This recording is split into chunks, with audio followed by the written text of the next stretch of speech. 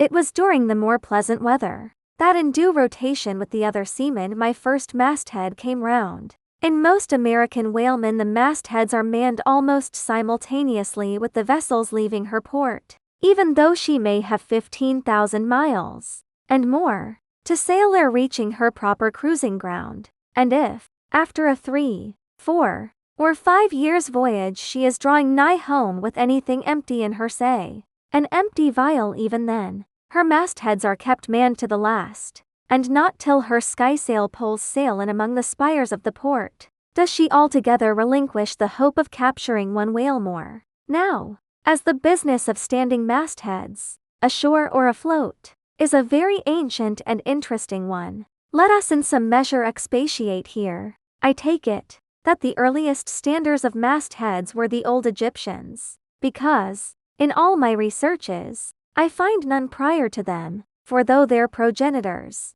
the builders of Babel, must doubtless, by their tower, have intended to rear the loftiest masthead in all Asia, or Africa either, yet ere the final truck was put to it as that great stone mast of theirs may be said to have gone by the board, in the dread gale of God's wrath. Therefore, we cannot give these Babel builders priority over the Egyptians, and that the Egyptians were a nation of masthead standers is an assertion based upon the general belief among archaeologists that the first pyramids were founded for astronomical purposes, a theory singularly supported by the peculiar stair-like formation of all four sides of those edifices, whereby, with prodigious long upliftings of their legs, those old astronomers were wont to mount to the apex, and sing out for new stars, even as the lookouts of a modern ship sing out for a sail, or a whale just bearing in sight. In Saint's Delights, the famous Christian hermit of old times,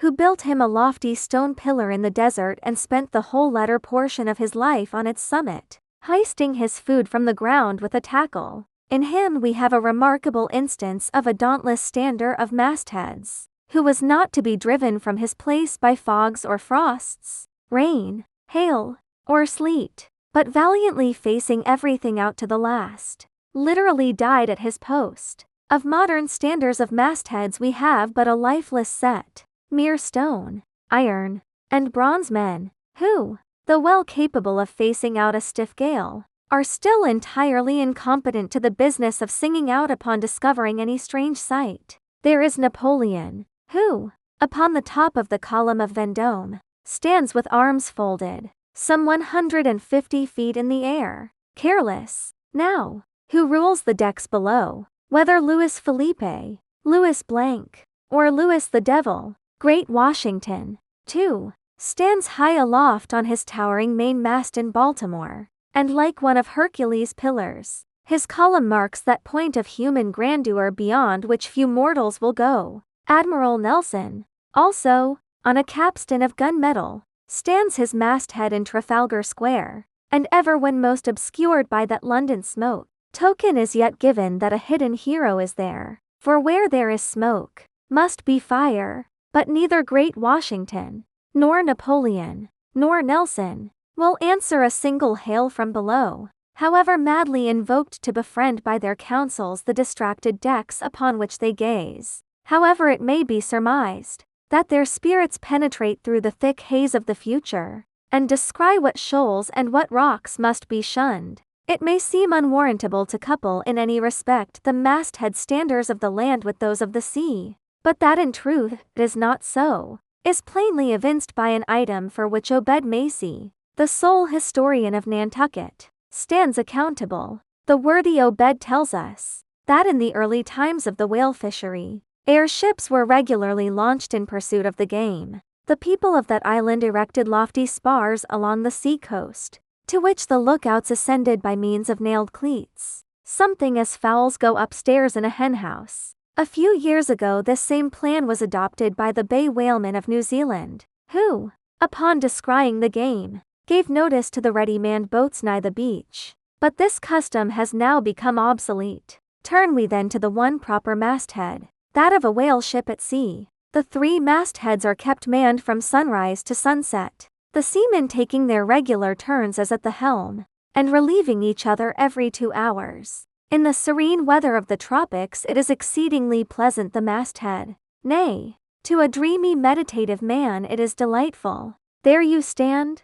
100 feet above the silent decks, striding along the deep, as if the masts were gigantic stilts, while beneath you and between your legs, as it were, swim the hugest monsters of the sea, even as ships once sailed between the boots of the famous Colossus at Old Rhodes. There you stand, lost in the infinite series of the sea, with nothing ruffled but the waves. The tranced ship indolently rolls. The drowsy trade winds blow. Everything resolves you into languor. For the most part, in this tropic whaling life, a sublime uneventfulness invests you. You hear no news, read no gazettes. Extras with startling accounts of commonplaces never delude you into unnecessary excitements. You hear of no domestic afflictions. Bankrupt securities, fall of stocks, are never troubled with the thought of what you shall have for dinner, for all your meals for 3 years and more are snugly stowed in casks,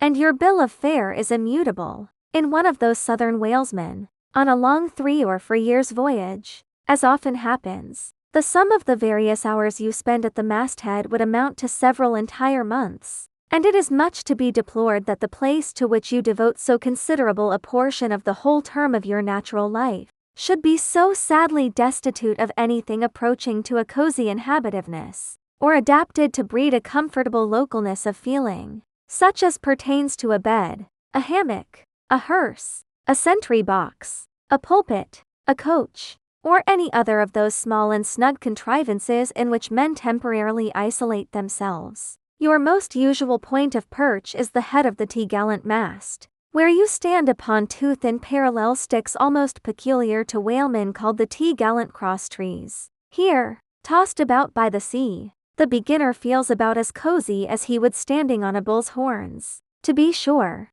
in cold weather you may carry your house aloft with you, in the shape of a watchcoat, but properly speaking the thickest watchcoat is no more of a house than the unclad body, for as the soul is glued inside of its fleshy tabernacle, and cannot freely move about in it, nor even move out of it, without running great risk of perishing like an ignorant pilgrim crossing the snowy Alps in winter, so a watchcoat is not so much of a house as it is a mere envelope, or additional skin encasing you. You cannot put a shelf or chest of drawers in your body, and no more can you make a convenient closet of your watchcoat. Concerning all this, it is much to be deplored that the mastheads of a southern whale ship are unprovided with those enviable little tents or pulpits, called crow's nests, in which the lookouts of a Greenland whaler are protected from the inclement weather of the frozen seas. In the fireside narrative of Captain Sleet, entitled A Voyage Among the Icebergs, in quest of the Greenland whale, and incidentally for the rediscovery of the lost Icelandic colonies of Old Greenland, in this admirable volume, all standers of mastheads are furnished with a charmingly circumstantial account of the then recently invented crow's nest of the glacier, which was the name of Captain Sleet's good craft. He called it the Sleet's crow's nest, in honor of himself, he being the original inventor and patentee, and free from all ridiculous false delicacy, and holding that if we call our own children after our own names, we fathers being the original inventors and patentees, so likewise should we denominate after ourselves any other apparatus we may beget. In shape, the Sleet's crow's nest is something like a large tierce or pipe. It is open above, however, where it is furnished with a movable side screen to keep to windward of your head in a hard gale, being fixed on the summit of the mast. You ascend into it through a little trap hatch in the bottom. On the after side, or side next the stern of the ship, is a comfortable seat, with a locker underneath for umbrellas, comforters, and coats. In front is a leather rack, in which to keep your speaking trumpet, pipe, telescope, and other nautical conveniences. When Captain Sleet in person stood his masthead in this crow's nest of his, he tells us that he always had a rifle with him also fixed in the rack, together with a powder flask and shot, for the purpose of popping off the stray narwhals, or vagrant sea unicorns infesting those waters, for you cannot successfully shoot at them from the deck owing to the resistance of the water, but to shoot down upon them is a very different thing. Now, It was plainly a labor of love for Captain Sleet to describe, as he does, all the little detailed conveniences of his crow's nest. But though he so enlarges upon many of these, and though he treats us to a very scientific account of his experiments in this crow's nest, with a small compass he kept there for the purpose of counteracting the errors resulting from what is called the local attraction of all binnacle magnets, an error ascribable to the horizontal vicinity of the iron in the ship's planks, and in the Glacier's case, perhaps, to there having been so many broken-down blacksmiths among her crew. I say, that though the captain is very discreet and scientific here, yet, for all his learned binnacle deviations, azimuth compass observations, and approximate errors, he knows very well, Captain Sleet, that he was not so much immersed in those profound magnetic meditations, as to fail being attracted occasionally towards that well-replenished little case bottle, so nicely tucked in on one side of his crow's nest, within easy reach of his hand, though, upon the whole, I greatly admire and even love the brave, the honest, and learned captain, yet I take it very ill of him that he should so utterly ignore that case bottle,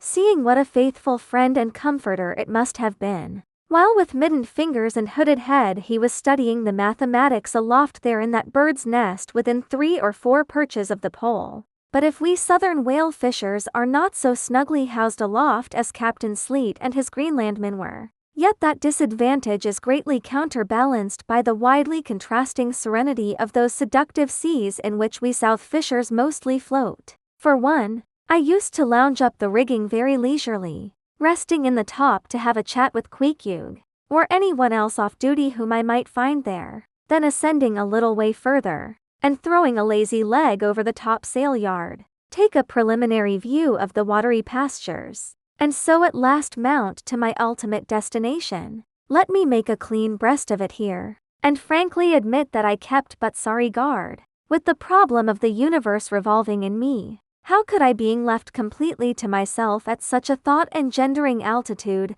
how could I but lightly hold my obligations to observe all whale ships' standing orders, keep your weather eye open, and sing out every time? And let me in this place movingly admonish you, ye ship owners of Nantucket, beware of enlisting in your vigilant fisheries any lad with lean brow and hollow eye, given to unseasonable meditativeness, and who offers to ship with the fdon instead of bowditch in his head. Beware of such an one, I say. Your whales must be seen before they can be killed, and this sunken-eyed young Platonist will tow you 10 wakes round the world, and never make you 1 pint of sperm the richer. Nor are these monitions at all unneeded, for nowadays, the whale fishery furnishes an asylum for many romantic, melancholy, and absent-minded young men, disgusted with the carking cares of earth, and seeking sentiment in tar and blubber. Childe Harold not unfrequently perches himself upon the masthead of some luckless disappointed whale ship,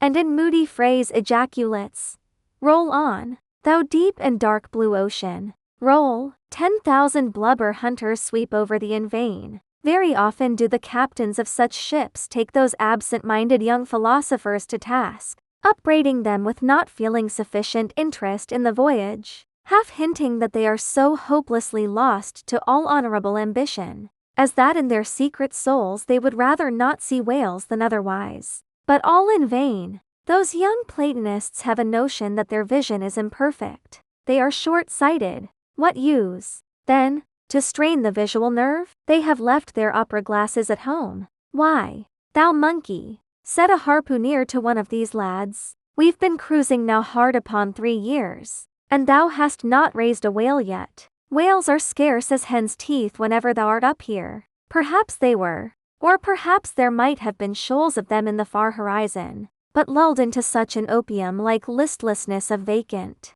unconscious reverie is this absent-minded youth by the blending cadence of waves with thoughts, that at last he loses his identity, takes the mystic ocean at his feet for the visible image of that deep, blue, bottomless soul, pervading mankind and nature, and every strange, half-seen, gliding, beautiful thing that eludes him, every dimly discovered, apprising fin of some undiscernible form. seems to him the embodiment of those elusive thoughts that only people the soul by continually flitting through it. In this enchanted mood, thy spirit ebbs away to whence it came, becomes diffused through time and space, like Cranmer's sprinkled pantheistic ashes, forming at last part of every shore the round globe over. There is no life in thee now, except that rocking life imparted by a gently rolling ship, by her, borrowed from the sea, by the sea, from the inscrutable tides of God.